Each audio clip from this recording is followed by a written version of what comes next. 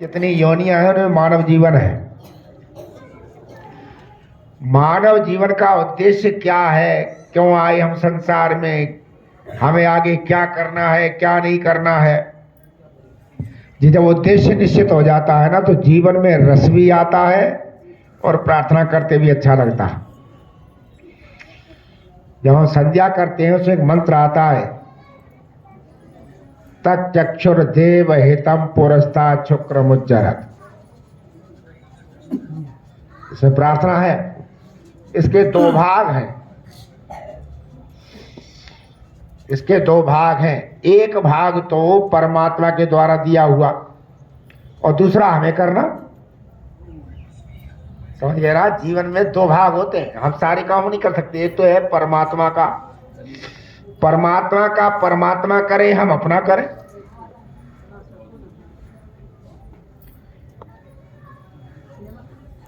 परमात्मा ने कितना दे रखा, हमें कितना करना। जो हमें करना उसमें ही हम स्वतंत्र हैं, परमात्मा के तो हम स्वतंत्र नहीं।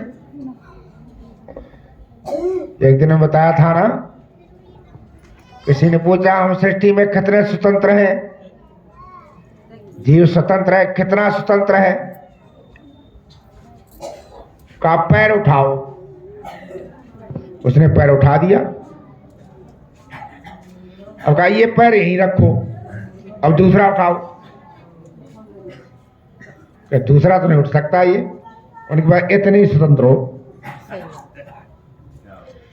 इतने ही स्वतंत्र हो कि पहला पैर उठाने में स्वतंत्र तो दूसरा तुम्हारा नहीं है,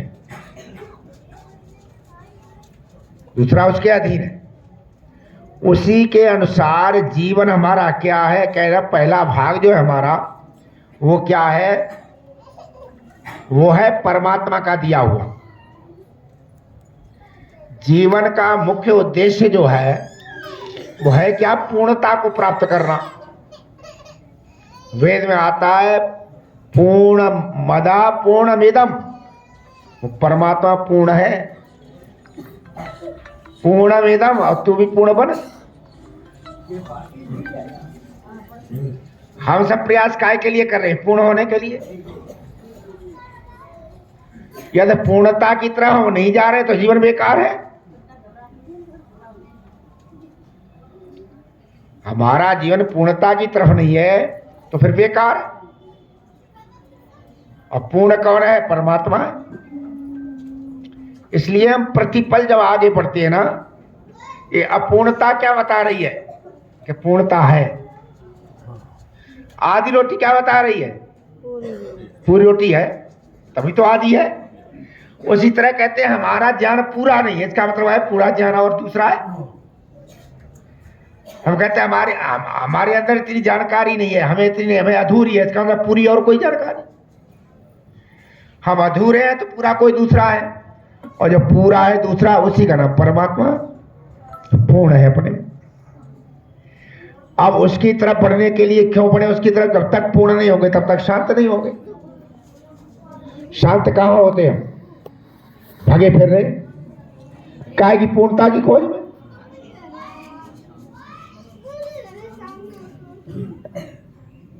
आवाज नहीं आनी चाहिए।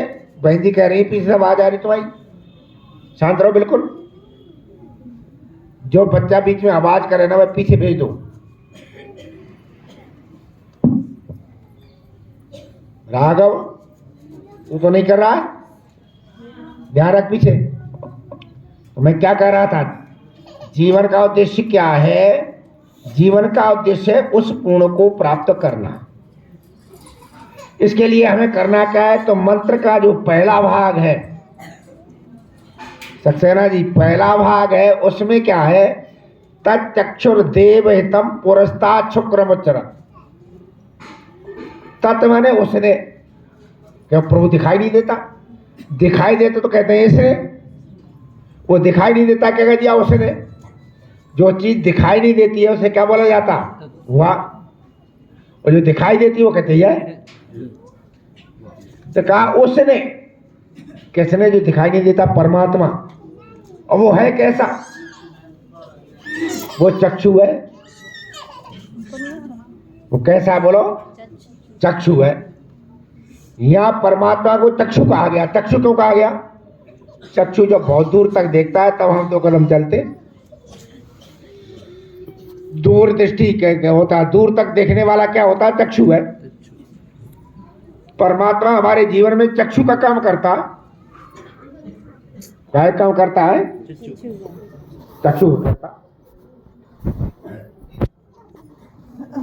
दूर तक देखता है, क्या करना है क्या नहीं करना। किसी का भी लिखा ना, जब दांत नहीं तब दूध दयो। कितनी दूरदृष्टि है। बच्चा माँ के गर्भ में आता है, दांत नहीं होते हैं तो कितनी दूर रखा क्या है? दूध दे देता। और जब अन्नप्राशन संस्कार कराते हैं ना बच्चे का, जब बच्चा अन्न खाने लायक होता है तो माँ के स्तनों से दूध सूख जाता। अब दांत दे दिए, खाती। कितनी दूरदृष्टि है उसकी। दूरदृष्टि देखो, इसे कहा वो चक्षु है।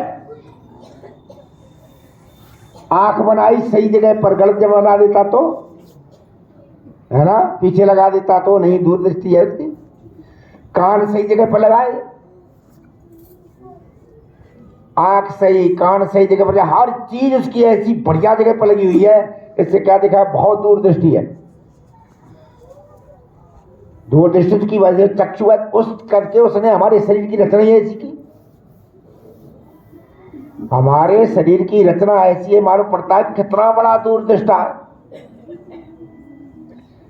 हम अपने शरीर की रचना को भी जान ही नहीं। बड़े बड़े डॉक्टर लगे हैं अभी तक, एक शरीर के एक अंग के डॉक्टर हैं।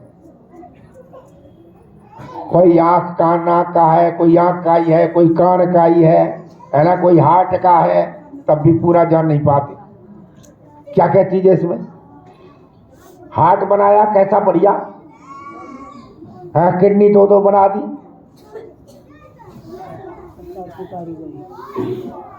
एक सज्जन कह रहे हमारे हार्ट में दिक्कत हो गई तो 2 धमनियां जो है वो बंद हो गई। तो डॉक्टर दिखाया, उन्होंने कहा चिंता मत करो, अभी एक स्पेशल परमात्मा बना के रखता है, वहां से काम चल जाएगा। सब चीज अलग कर रखी उसने। शरीर में उंगलियां कितनी बढ़िया बनाई, कैसे बढ़िया जोड़ बनाए, नाखून बनाए, सब दूरदृष्टि है उसकी। ऐसा वो दूरदृष्टा है। तो क्या कहा है? तब चक्षु, वो चक्षु वो है, क्या है? चक्षु है, दूरदृष्टा है। तत्चक्षु शुक्र, तत्चक्षु देवहितम पुरस्तात् शुक्रमुच्चरत्। पुरस्तात् माने पहले ही, कब? आपके जन्म से पूर्व। शुक्र माने बीज रूप में। आपके जन्म के पहले ही बीज रूप में आपके कल्याण के लिए जो चीज है वो परमात्मा ने निश्चित कर दी। बीज होता है ना, छोटे से बीज में, बीज क्या कहते हैं? शुक्र। बीज क्या कहते हैं? शुक्र। बहुत से आदमी कहते हैं ना कि जीवात्मा जब शरीर बन जाता है ना, तब शरीरांतर होता, जीवात्मा से पहुंच जाता। बड़ी भारी भूल है ये, भारी भूल है। लोग सोचते नहीं, ये ध्यान रखना, जीवात्मा अपना शरीर अपने आप बनाता है। जीवात्मा अपना शरीर अपने आप बनाता। आप जो कुछ है ना वो आप अपने द्वारा बनाए हुए। आपने जैसे जैसे जैसे जैसे काम किए उसके आपके अंतःकरण में संस्कार बन गए, सूक्ष्म शरीर बन गया, वही शुक्र बन गया। और आगे विकास होना तो वैसे ही होना। उसमें सारी कुछ चीजें होती, जैसे आपने देखा हुआ बट पेड़ है, बट की जो होती ना फल और पीपल का फल बराबर से ही होते। उन्हें तोड़ो,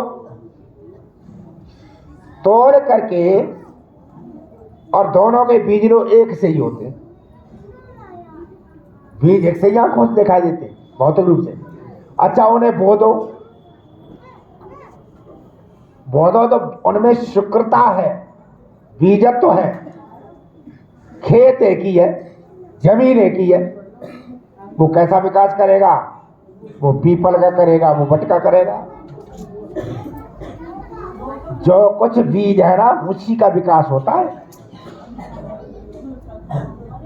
उसी तरह हमारे सूक्ष्म शरीर में जो भी संस्कार पड़ गए हैं, हाथी के हैं तो हम हाथी बनेंगे, मक्खी है तो मक्खी बन जाएंगे, कौन से संस्कार है? ऊंट के हैं तो ऊंट बन जाएंगे। अब ये को परमात्मा ने ऊंट बनाया ना, तुमने संस्कार ऊंट के डाले, ऊंट बन गए। ये जो संस्कार होते हैं वही संस्कार शरीर को विकसित करते हैं। जैसे खेत में डालो बीज, नींबू का है तो नींबू के परमाणु खींचेगा, वैसे ही रस का निर्माण करेगा। चना का है तो चना कैसे निर्माण करेगा? सरसों का है तो सरसों जैसा करता। जैसे उसमें होते संस्कार वैसे ही आगे बढ़ता। तो यह क्या कहा गया है? इतना काम तो परमात्मा का है। क्या कि परमात्मा ने आपके अंदर वो शुक्र, वो बीज जो आपके कल्याण के लिए है ना, वो निश्चित कर दिए। क्या कहता? चक्षुर देव हितम पुरस्तात पहले ही शुक्रम उच्चरत। जो बीज रूप में है ना, उनको ही तू क्या कर? विकास कर। ये तेरे जीवन का लक्ष्य है। समझ गया ना? जीवन का लक्ष्य क्या है? को जो देव हितम, जो देवों के लिए हितकारी है, दिव्य शक्तियां जो तेरे लिए सबको जुटाती है, उसके लिए परमात्मा ने तेरे भीतर संस्कार बना दिए। अब है क्या? तो उन्हीं का विकास कर, वही तेरा कल्याण कर, तुझे पूर्णता की तरफ ले जाएंगे।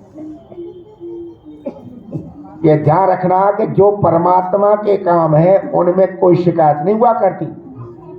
शिकायत किसमें है? तुम्हारे अपने कामों में। तुम काले हो, तुम गोरे हो, तुम नाटे हो, कोई शिकायत कभी करता? अचानक बिजली चली गई, कभी किसी ने शिकायत करी है कि सूर्यास्त तुमने क्यों कर दिया, अंधेरा हो गया? ये तुम्हारा काम नहीं है, तो उसका काम है। तुम्हारा काम तो ये है कि ये बिजली चली गई है तो तुमने मोमबत्ती क्यों नहीं रखी, इसी की शिकायत करता आदमी। तुम काले हो, गोरे हो, ये हो, इसमें तुम्हारा बस नहीं हो, तो उसने तुम्हारे कर्मों के अनुसार बना दिया। और शिकायत ये, चाहे काले हो चाहे गोरे हो, तो उन्हें पढ़ाई क्यों नहीं करी, बुद्धि का विकास क्यों नहीं किया? आंखें कैसी? कोई कहता है तुम्हारी आंखें बहुत छोटी हैं, ऐसी क्यों बनाई? ना उसने बनाई ना। ये कहता आंखों में कीचड़ ना हो, आंखें खराब मत करे, यही तो है ना। जो उसने कर दिया उसमें तुम्हारा बस है ही ना। तो जो कुछ उसका है, हमारा अपना काम है। अपना काम क्या है कि अपने जीवनोद्धार के लिए जो परमपिता परमात्मा ने हमारे अंदर संस्कार भर दिए हैं, उन संस्कारों का हमें विकास करना है। कि कैसे? दैवीय संस्कारों। 60 वर्ष हो गए हैं, सारा समय संसार की उधेड़बुन में लग गया है। सक्सेना जी अब यहाँ भक्त बैठा सोच रहा है, अब यार तेरे 60 वर्ष तो परमात्मा तक तेरे जय व्यतीत करा दिए है ना। ब्याह कर, शादी कर, बच्चे कर, के लिए ये बना ये बना, शायद ये तो यूं चलेंगे, लेकिन उसका तो विकास नहीं हो पाया ना। शुक्र का, बीज का हम विकास ही नहीं कर पाए। प्रभु इसलिए मांग रहे, आगे के वर्ष 100 किस लिए मांग रहे? ये 60 तो जो दुनियादारी में ही चले गए, जहाँ में चले गए ना भाई। पैदा हुए, पैदा होने के बाद बड़े हुए, थोड़े बहुत पढ़े लिखे, संसार काम करते, संसार में फंसे, पर विवाह हुआ, वो क्रम पूरा करते रहे, तो 60 वर्ष तो हमारे इसी में निकल गए। हे प्रभु, अब जो रह गए हैं 40, कम से कम ये 40, अब इनमें हम वही काम करेंगे जो तने दे रखा है। इसलिए चाहिए, केवल इसलिए नहीं चाहिए कि हम जी जाती है क्या करोगे। अभी आज जी लो, 100 वर्ष जी लो, खाना पीना वही काम करने, तो फिर जीना क्या भाई? आज जी लो, सोना है, खाना है, पीना है, टट्टी करनी, पेशाब करनी, आटा पीसना, सब्जी लानी, यही काम करना, तो चाहे एक दिन कर लो चाहे 1000 वर्ष कर लो। सही बात है, सही बात है। भाई और मतलब क्या है, 100 तक जिए भाई, काय के लिए जिए, जय काम के लिए जीनो है तो परवाह के जाए के लिए, तो फिर खा फायदा अब जा चला जा, इसलिए मत जी। आप लोग भी ध्यान रखो सक्सेना जी, और रोज सवेरे शाम को बैठो और बैठ करके अब इसी का विकास करना, नहीं तो ठगे रह जाओगे। कवि ने लिखा ना, कहे कबीर अंत की बारी, हाथ जार जैसे चले हाथ जारी ज्वारी चल देता ना, ऐसे चल देंगे। संसार के खेलों में ही लगे रहोगे क्या? शंकर ने लिखा है, खेलत खेल घने दिन बीते, खेलत खेल हंस हंस दाव अनेक लगाए, एक बार न जीते। अच्छा, हंस हंस के दाव लगाते रहे, हंस हंस के दाव लगाते रहे, कभी ये करें ये करें ये करें, क्यों जीत हंसी नहीं लगी, हार ही हार लगी। हंस हंस दाव अनेक लगाए, एक बार न जीते, खेलत खेल घने दिन बीते। जोरों में लूट ले गए ज्वारी, कर कर मन के जीते। ज्वारी कौन है? काम क्रोध लोभ मोह मिल के लूट ले गए, सब लूट ले गए, हम रह गए ऐसे ही। जोरों में लूट ले गए ज्वारी, कर कर मन के जीते। हम तो निपट मोह की मदिरा, हम तो निपट मोह की मदिरा, रहे लोभ बस पीते। शंकर सर्वस हार चले हम, हाथ पसारे रीते चलती। यह होता, अपने इतने सावधान रहते थे, 60 वर्ष के ऊपर पहुंच जाते थे ना। दशरथ ने कहा था 60 वर्ष का हो गया हूं, बाल सफेद हो गए, राम को राज्य गद्दी दे दो, मैं जन्म वन में जाऊंगा, ये अपना नियम था। और जिनको सौभाग्य मिल जाए, बड़े सौभाग्यशाली है ना, सौभाग्य मिलता ही कहाँ है। सक्सेना जी आप तो इतने सौभाग्यशाली है, नहीं तो आजकल हमने देखा है 60 वर्ष पर तो बोरी बिस्तर गोल करके आदमी चल देता, टाइम जब तक होश आया तब तक चल दिया, और रहता भी है तो शरीर इतना बेकार हो जाता है, इतना बेकार हो जाता है। बुढ़ापे पर ध्यान करे तो टांग देखे, है ना, टांग दर्द यहाँ दर्द वहां दर्द, ये ध्यान आवे कोई नहीं आवे। हमारे उपदेशक जी एक थे, वो खेम सिंह जी, उनने कहा कहूँ बालक थे, अरे बैठ लिया कर, परमात्मा के ध्यान कर ले, ये कर ले। तो महाशय जी ये तो बुढ़ापे में देख लेंगे, और तो मौज ले लेने दो। महाशय जी तो हम बुढ़ापे में देख लेंगे, मौज ले लेने दो। महाशय बोलो बुढ़ापे में तू का देखेगा, बुढ़ापा ही तो देख ले।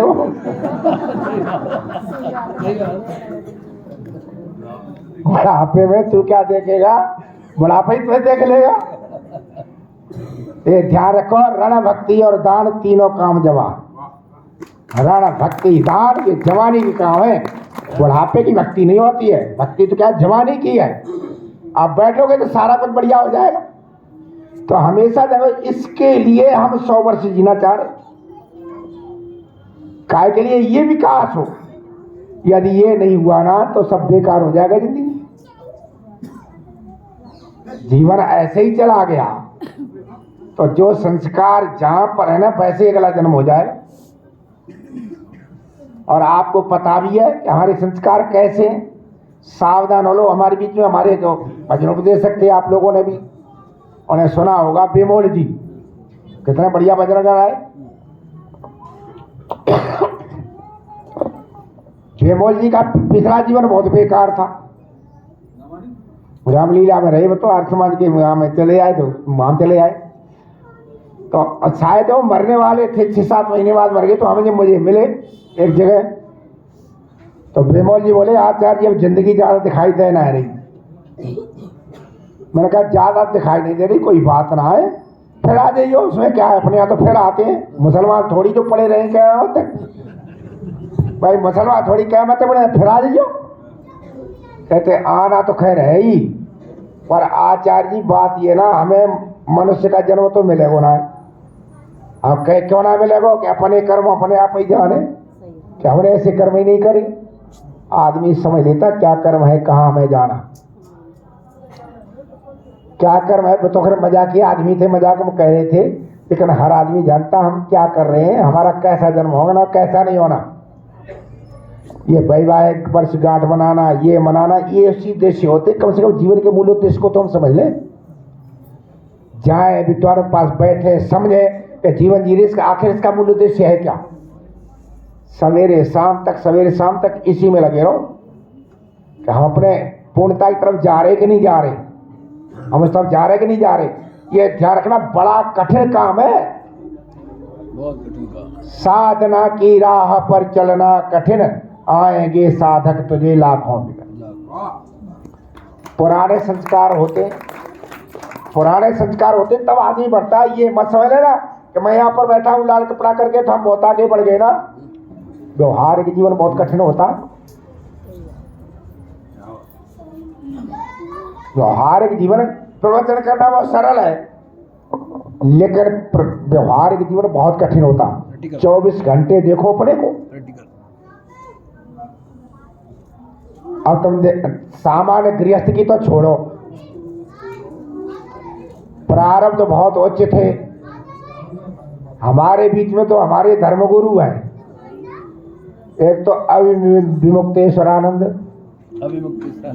है ना, और एक आदित्यनाथ योगी जी। अच्छा, शास्त्र क्या कहते हैं? शास्त्र ये कहते हैं, स्वामी दयानंद ने लिखा है, सन्यासी सम्मान से विष के तुल्य डरता रहे, अपमान की चाह ना करे। ये कौन कहता?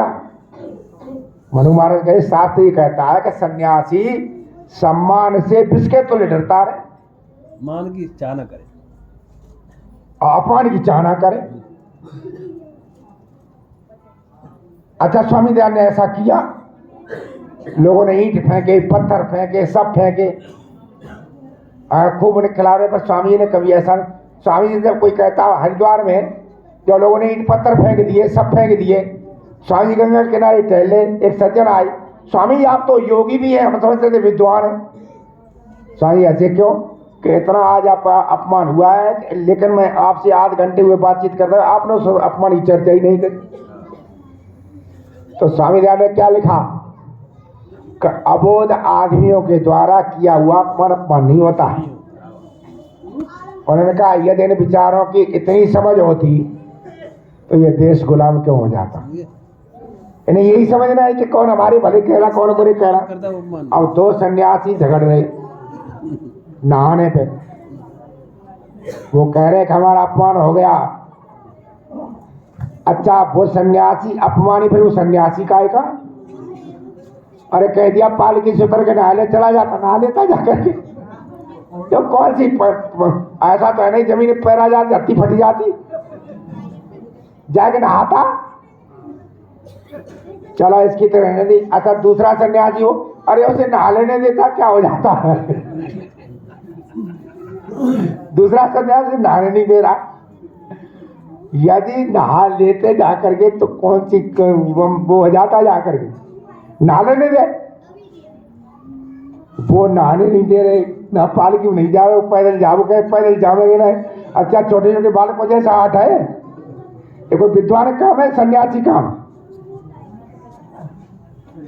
बता। उतने बैठे हुए ना तो विद्वान काम है ना सन्यासी का, तो सन्यासी चलो एक है, और वो एक है वो सन्यासी ना, क्या नाम, केशव प्रसाद। वो कह रहे हो महाराज हम आपसे प्रार्थना करते हैं कि आप इसको खत्म करें। वो वहां पर सन्यासी नहीं है, वो कर रहा। एक बार ही बात है, एक जो चल रहा था आंदोलन, वहां पर शायद अयोध्या का ही था, और 3-4 सन्यासी आए, उमा भारती आए, वो आए, उन्होंने कहा आग लगा देंगे, वो कर देंगे, वो कर देंगे। मैं उस समय आगरा पढ़ता था। फिर 2-4 नेता आए, उनने सभा में कही कि भाई शांति बनाए रखो। दूसरी सभा हुई, पहले तो दूसरी सभा हुई, उन्होंने कहा शांति बनाए रखो, देखो देश में मिलजुल करके रहो, शांति से रहो। तो समय कार्टून निकला, ये मालूम पड़ता है कि लोगों ने ड्रेस बदल ली। नेता ने तो लाल कपड़ा पहन लिए, लाल कपड़ा वालों ने सफेद पहन लिए। तो कह रहे लड़ो मत, नेता करे लड़ो ना, बाबा जी करे मारो, लड़ के है ना। तो ये बड़ा कठिन काम है। इतने ऊंचे पदों पर बैठे लोगों में जो कहते हैं हम शास्त्रों के ज्ञाता हैं, उनमें इतना विवेक पैदा नहीं हो पा रहा है कि छोटी सी बात पर तुम क्यों लड़ रहे, अपने को बदनाम कर रहे, धर्म को बदनाम कर रहे, समाज को बदनाम कर रहे। सनातन सनातन चिल्ला रहे, विचार जानते नहीं सनातन क्या है। ये जितने सनातन कह रहे हैं ना, किसी को पता नहीं सनातन क्या। सनातन की रक्षा करो। अरे सनातन तो ईश्वरीय धर्म है, उसकी रक्षा तो ईश्वर ही कर रहा है, तुम क्या करोगे? और न सनातन कोई तोड़ सकता है। अब बताओ सनातन क्या? सनातन ये है कि हम मुंह से ही खावेंगे। अब जब मुसलमान तोड़ के दिखाओ, वो कहना हम मुंह से नहीं खाएंगे, हम तो नाक से खाएंगे। कोई तोड़ेगा क्या? आंख से ही देखना पड़ेगा, कान से ही सुनना पड़ेगा, मुंह से ही खाना पड़ेगा, पैरों से ही चलना पड़ेगा। ये ईश्वरी बनाए नियम है, ये सनातन है। कल कोई कहना हम तो आंख से नहीं देखे, हम तो कान से देखे, कैसे देख लेगा? है ना? सनातन तोड़ ही नहीं सकता। सनातन कहे अब तुमको घंटा बजाना सनातन ही नहीं, सनातन है बिल्कुल। तो लगा ना सनातन, ना ये सनातन नहीं है। सनातन वो है जिसको कोई तोड़ ना सके, तो क्या है? सनातन है।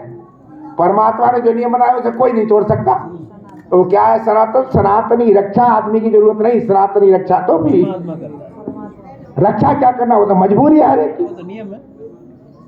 उसे संसार की कोई शक्ति तोड़ नहीं सकती। इसे ही कहते क्या बोलो? समझ गए ना? सनातन। उसका प्रयोग सब करते हैं। एक और उदाहरण देखो, हम जब पढ़ते हैं ना,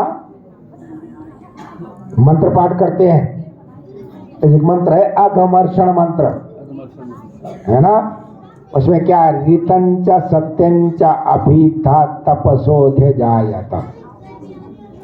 ये ऋत क्या है? ये सनातन है। ऋत कहते किसे? ऋत वो नियम है जिन नियमों का पालन सारे संसार को करना पड़ेगा। अरे तो वो नियम है जिसको कोई तोड़ नहीं सकता। उदाहरण के लिए, अच्छा 3 और 2 कितने होते हैं? हैं? 5 होते हैं ना? 3 और 2 कितने होते हैं? ये नियम सनातन है। अब सत्य क्या है? ये बदलता रहेगा। जैसे 3 सेब और 2 सेब कितने हुए? 3 गाय 2 गाय कितनी हुई? 3 अमरूद 2 अमरूद कितने हुए? 3 और 2 तो वही रहे ना। चीजें बदल रही कि नहीं बदल रही? तो यही सत्य है। 3 और 2 5 होते हैं, ये क्या है? ऋत है। और 3 गाय 2 गाय 5 होती, ये सत्य है। 3 सेब 2 सेब 5 होते, ये भी सत्य है। और 3 अमरूद और 2 अमरूद गलते ही क्या है? ये सत्य है। और कहना अभी तो कह रहे 3 तो 5 अमरूद होते, सेब कैसे बता दिए? भाई सेब हो गए, ये अलग नहीं, सेब भी होता है। तो ये नियम क्या है? ये सत्य है। ये क्या है बोलो? सत्य है। अब सत्य, इस सत्य को बदला जाएगा नहीं बदला जाएगा? और मूर्ख कैसे है कि ना होना है बदल रहे। तो ये ना बदला क्या है? ये अज्ञानता है।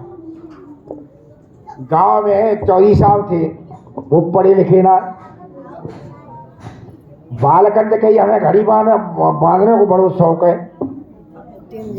और नाती बोलो के बाबा हमारी बांध रहे, और नाती ने बाबा घड़ी बांध दी।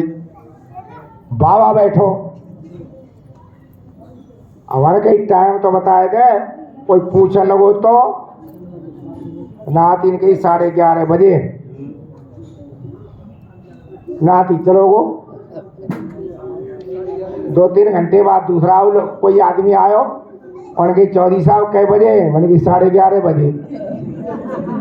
अब बज गए 3:30, ये बदल गया ना। उनके चौधरी साहब कै बजे, 11:30 बजे। और 11:30, 3 घंटे पहले भी 11:30 बता रहे, 3 घंटे बाद भी 11:30। वो चौधरी बोलो कि सुन ले, मर्द हूँ, कोई कह के बदलू।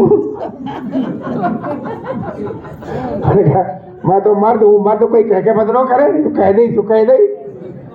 तो ऐसे जानता है, मर्द बनते रहो तो कोई बात ना है, लेकिन सत्य है वो बदला करता, समझ गए ना। झूठ में कुछ भी नहीं, समझ गए ना, रित सत्य। तो सनातन को सही ढंग से बदलो।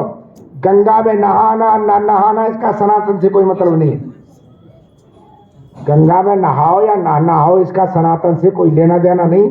आप बाल रखते या नहीं रखते, सनातन का कोई से लेना देना नहीं है। आप लाल कपड़ा पहनते, पीले कपड़ा पहनते, हरे, इसका सनातन से कोई लेना देना नहीं। सनातन वो नियम है जिनका हमें हमेशा ही पालन करना पड़ेगा।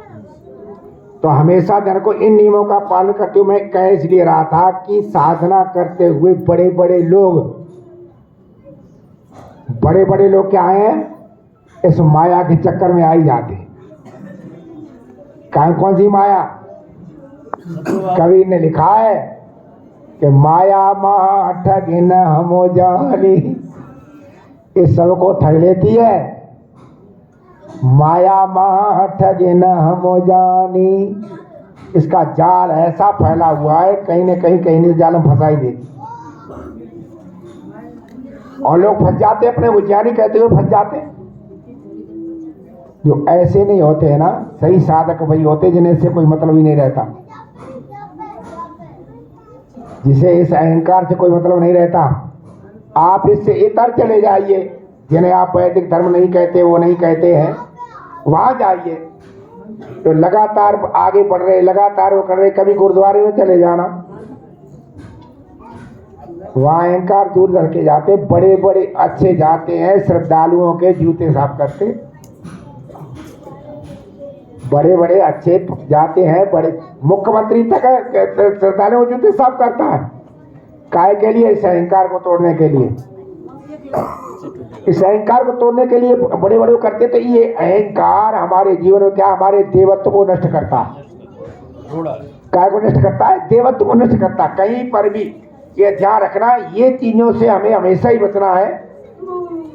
हम जो कुछ करें, आप लोग ध्यान रखो, हम जो कुछ भी करें, ये देवत्व जगाना है। हम जो कुछ भी करें वो प्रभु सब जानता है, हमें व्याख्या करने की जरूरत नहीं।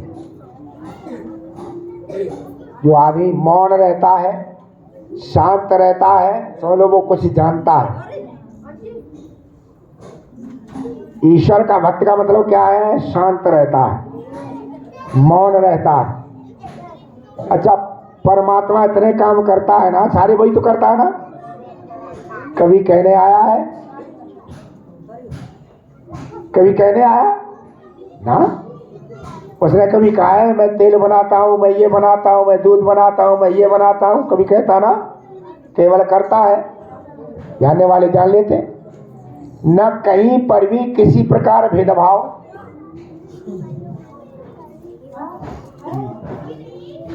जो सनातनी बात करते हैं उन पर उत्तर भी नहीं। कल परसों एक ने बयान दिया कि ब्रह्मा जब सृष्टि का बनाने वाला है, विष्णु